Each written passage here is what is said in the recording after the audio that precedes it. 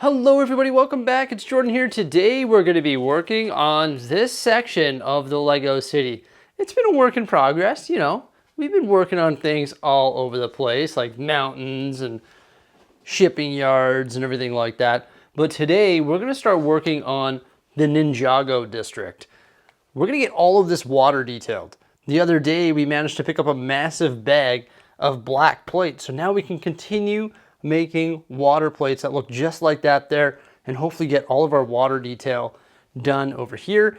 And also we're going to be working on the campground.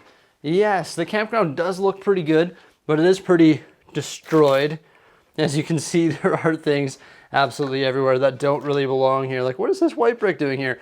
And you know what? We need to redo this entire area. So even though it looks pretty good, the first thing that we have to do is sort of deconstruct it all and rip it all apart and sort of clear this whole area, because the campground is on these regular base plates right here, and we actually need to convert it to MILS plates. And I think this is where we're really going to see the benefit of MILS, because we're going to be able to add so much detail to the depth of our plates to the campground. So I cannot wait to start working on that today. First thing we got to do is, well, strip it. Everything has got to go. All of these beautiful trees have got to go. We've got lots of work to do. Let's get ready to strip the campground. After removing all of the trees, it's looking pretty barren over here. It's actually pretty cool though, because I left all the minifigures. So you can see like all the minifigures that we had set up, right? There's a Mountie. Then there's like a little hill right here, just built using some plates, all sorts of horses. A moose that was shot by a bow and arrow. This lady here shot it. And then we've got some cabins there. The treehouse, of course. Over here, the Winnie the Pooh Lego Ideas set. And then the blacksmith here. So you actually can see all of the details with all the trees gone. You can see them a little bit better, actually, can't you? I like this sort of gravel road that we had set up, or dirt road as well. I thought that was pretty cool. Same sort of thing is going to happen here when we do the MILS plates, but we plan on actually decreasing the size of the campground and increasing the amount of detail, and also hopefully increasing the size of trees as well. You can see these are some trees that I built the other day using flex tubing. They stay together pretty good. So those are tall, sort of skinny deciduous trees. And then I want to build ones like this too that are taller using the 2x2 bricks. And then also I want to build bigger ones like this here using the arch elements. I just think that's going to be really neat. So we'll use a combination of all these different styles of trees, but I don't think we're going to use the little tiny ones anymore like this. I think we're going to increase the size of them and decrease the quantity. So decreasing the quantity, increasing the size, I think is going to improve the visibility there. And also it's going to match the vibe of the treehouse a little bit better. I still like these sapling trees though. These are really cool, just like with the little, what are those little, I don't know, stem elements, and then the antennas. I still think that those are really neat. And I do like the little Lego trees too. The trees and also the bushes. I just think these are classic. And I like having them around, and then all the plant detail as well, like all the flowers and bamboo stalks. You can see a lot of that still here. Oh, but now I've got to take this apart. We actually attached the treehouse to a base plate, so that's going to be a little bit of a nuisance to take apart. Probably just going to have to get rid of all of this plate, interlocking it to the surrounding base plates, so then we can pick this up and sort of peel that base plate off the bottom of it. I think that's probably our best solution. And I don't think Winnie the Pooh is locked in place. No, it's not. So we're just gonna be able to pull that away. Jose worked so hard on the details surrounding that. And of course, we're gonna bring that detail back when we do the MILS plates. But I think there's actually gonna be a little bit more of like elevation difference among the campsite. We're also gonna add some water detail and stuff like that too. So it's pretty exciting. It's gonna be a lot of work, but it's really exciting to finally get this area started in the new MILS plate format. Oh, it breaks my heart to be doing this, just because I know how much hard work Jose and I put into creating the original campground. So I think that's sort of why we've been procrastinating about converting the campground, just because we know it took so much time and energy to build it, and it looked pretty good, But we know it's gonna look better soon. You can see this is the platform that the Winnie the Pooh set was on. So we got some red and green bricks under there. And this is where the treehouse was. Now the treehouse usually has like a little creek running through it, but we didn't have water in our old campground, so we actually decided to eliminate that because it didn't really fit the scene. I don't know if we're going to be bringing that back, but we do plan on having a creek running from this water all the way through to the ocean over here. Whew, that was hard to do though. A lot of work, a lot of hours went into producing that. But we're going to make it better. So now I've got to clean up all of this stuff, part all of this out, clean up all of this here. We've got all our minifigs there. I got to sort all of this stuff out so when we go to make the new campground, we have it all ready to go and it's easy to access. Mrs. Brixie's busy over here. She's sorting all of our minifigures, animals, like collectible figures style stuff, mini dolls, all that stuff there because we're getting ready for our whatnot auctions. And I've brought all of the other plates and stuff over here. It's funny to think how many tiles and everything went into this dirt road, but I think our new dirt road is actually going to be inset in the MILS plate, probably by like one plate. So I think that's going to be really cool. It's going to make it look a lot better rather than it coming, off the base plate. It's going to be inset to the inside the base plate, similar to like this sidewalk over here, right? See how it's like inside or like down one plate? I think it's going to look substantially better. Hey, look, another destroyed tree. These trees need the flex tubing going through them so that when you bump into them, they don't really blow up. You know what I mean? So I need to get a bunch of flex tubing and put it through the center of the tree because all of these pieces have that hole similar to the cylinders. So I need to get some more flex tubing to fix that because every time we come through here, this is a 20-inch walkway. Every single time I'm like, boom, just like that there. And now I've just destroyed all that just for this video. Fun. This guy though, he's frightened. Ah, Gargantos. Okay, let's get back to the campground. The whole area is cleared. Look at that. Clean slate protocol, eh? Awesome. Well, we're not quite done yet because now we've got to strip all of these base plates of their green plate, right? And also like the dirt road and everything. So you got to clean all this stuff up and sort it into the appropriate bins so that we can use all these green plates to create our MILS plates. Well, there we go, everybody. My campground's all parted out. All the green plate, leaf elements and bamboo, support bricks. There's the gravel road, base plates and trees. So many pieces. Okay, now it's time to start building MILS plates. So I just want to show you my process here as I start to plan the layout. This is my first draft. It might change. I don't know. And of course, you're going to see the development of it throughout this video.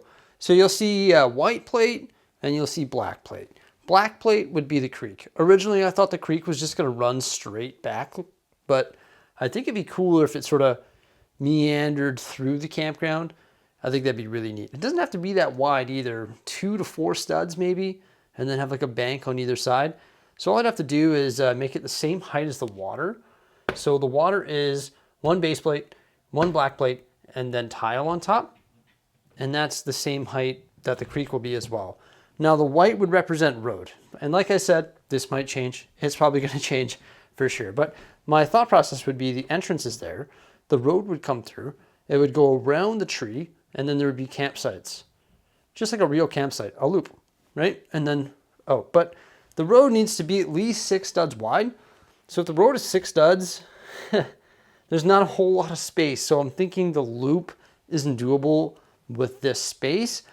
Before I used to have like an entrance, which that is, and an exit. So I'm thinking of maybe changing it so it's just one swoop of road, entrance, exit, and then maybe put the treehouse back there. I haven't ran this idea by Jose, but I like the idea of the loop. It's authentic to campsites. That's what campsites are like. You know, there'd be the entrance here and a loop, but I just don't think the space here allows us to do that. I think there'd just be too much road. So I can reduce said road by making 1 entrance and then 1 exit, and it's just a one-way thing. And then you would see that the road would come through the middle and there'd be campsites on either side. But I just wanted to show you this planning process that I'm going through right now. And this is the first idea that I wanted to run with, but not sure it's gonna work. Well, look at that. I had to remove 2 plates because I completely forgot about something. What did I forget about? Well, I forgot about the rock edge. Remember, I kept talking about it. I wanted the rock edge to go back behind all of this stuff, and I still want to do that. The problem is Lego is out of the medium ugly rock pieces, or whatever, the rectangular rock pieces. So I'm unable to order those right now. But eventually I'd like to have jagged sort of mountains behind that just to give a nice backdrop to the Ninjago area. And I actually redid the design here, so I'll sort of give you the rundown on that. But I had to slide the Spring Lantern Festival forward 16 studs because I want that rock edge to be behind there. Now the rock edge would come this way, and originally I thought it would go all the way, but you know what? I think we just taper it off and end it maybe right about there. I think that just sort of makes sense. So it's, you know, starts over here, boom, boom, boom, tapers off. So I completely forgot about that. But here's the new layout. I think this is just better. We'll have Winnie the Pooh there, the treehouse there because it's really tall and it sort of, you know, takes away from everything else if it's in the foreground. So bring this tall stuff to the background. And our road is going to start here, go through the campsite. You'll see these little spikes coming off. That's going to be places where vehicles can pull in. I've done a lot of camping in my day, and that's sort of how it is, right? You drive through the loop and then you pull into your stall. So we didn't have that in the old campground, and I want to do that with the new campground. The river, just going to taper through there. We got to build some, or we got to get some 16 by 32 plates here, and the river will sort of go in front. Then we're going to build a neat little bridge going to the Ninjago Temple. We're going to think about this layout for a little bit here, and as we think about it, we're actually going to start making some water detailed plates here for our Ninjago area. You know what else I forgot about?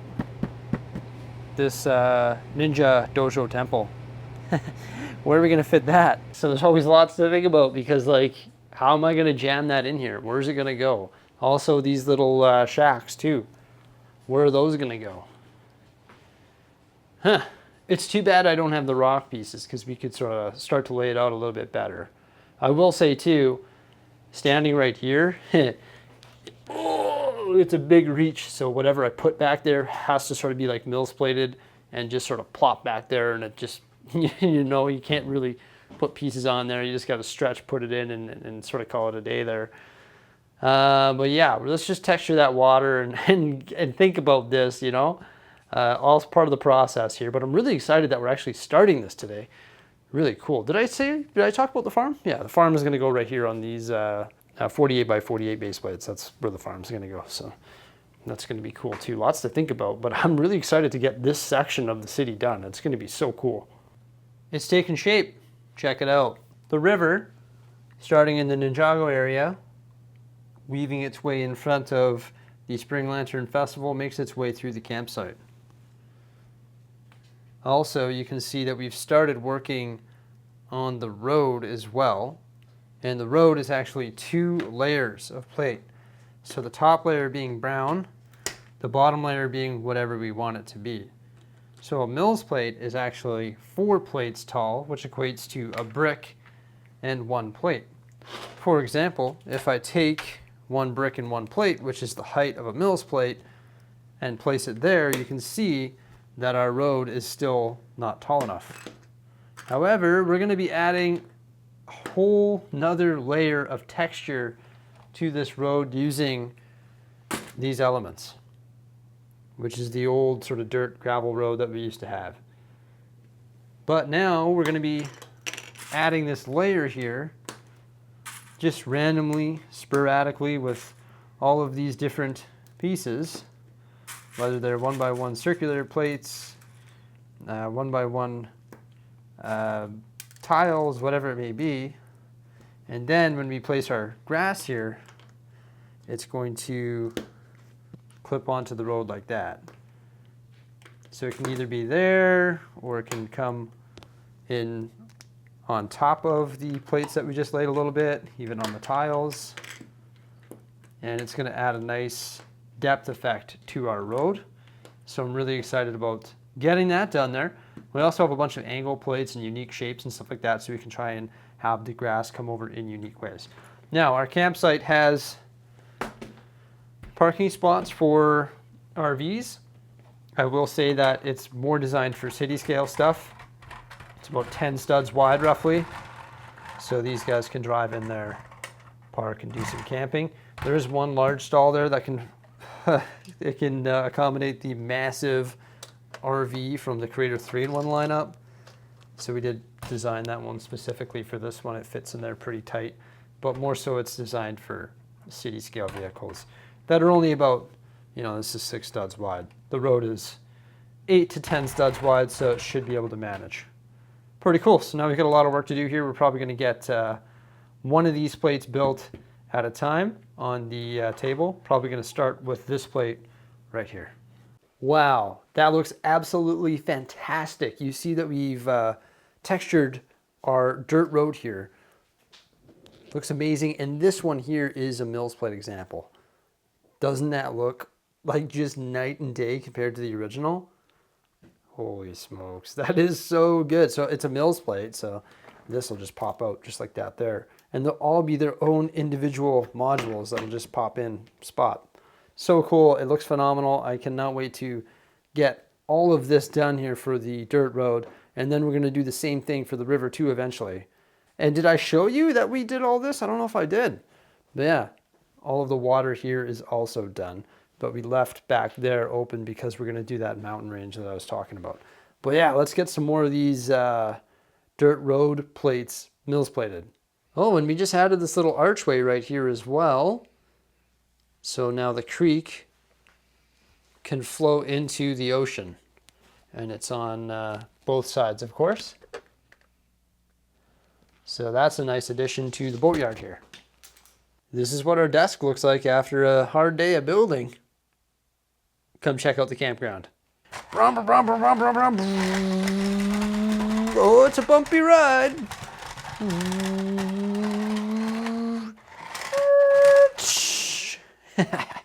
It's real bumpy road, eh? Real bumpy road. Now you got it all MILS plated here. So it looks pretty fantastic. So many parts went into this here though. But yeah, all modular. All looking fresh, all looking good, all interlocked, looking pretty amazing. You know, the gravel road is inset, which we really like. Got all these weird angles. Actually, I'm not a huge fan of that one there. Let that one slide by to fix that there. But yeah, it looks pretty good. Now you'll see that obviously here isn't complete yet. We've got to taper down toward the little creek running through. So you've got to do a whole bunch of plate work and slope work and stuff like that to taper down toward the river. It'll be the same concept, but it'll go down. Probably going to use some like dark tan plate, and you know, green plate. And then eventually we got to build some massive trees like that there, set up all our minifigs, set up all our campers and stuff like that. It's been a long day building this. Deconstructing all of this stuff and building it all has been a long day. You can see like it's all, there's so many parts underneath that go into creating this, right? So a lot of parts, a lot of time, and a lot of sort of coordination and planning and and a lot of effort taken apart and then reconstructed to get to this stage so far. But there is our first update on the new and improved MILS style campground. We hope you enjoyed it, and let us know what you think of the progress so far by commenting below, and like, subscribe, and stay tuned. Farewell, everyone.